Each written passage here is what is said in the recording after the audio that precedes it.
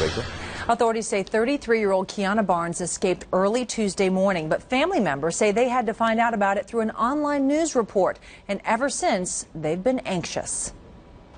I'm afraid for my family. I'm afraid for the public. This young lady is very dangerous because I don't think she values human life at all. Perry Jennings Sr. cannot believe the woman who shot and killed his son escaped from prison. Authorities say 33-year-old Keana Barnes escaped Tuesday at 1 a.m., scaling a razor wire fence at St. Gabriel. She was serving a 25-year prison sentence for shooting and killing Air Force Reserve Staff Sergeant Perry Jennings about 10 years ago.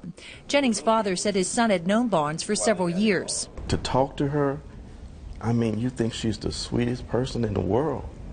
She'll sit there and she smiles and she's soft-spoken.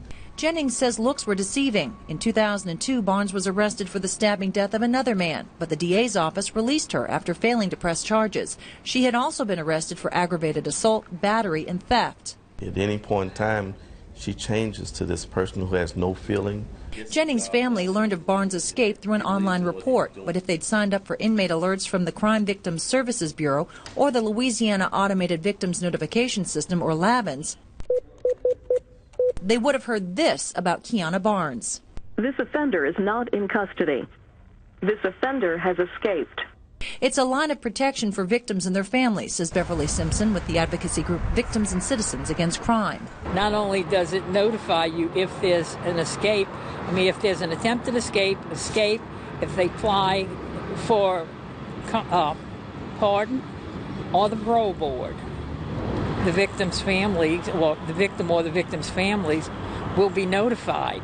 And a service Jennings wishes he had known about years ago. And I think every family who has had to go through what we've gone through should be on that list.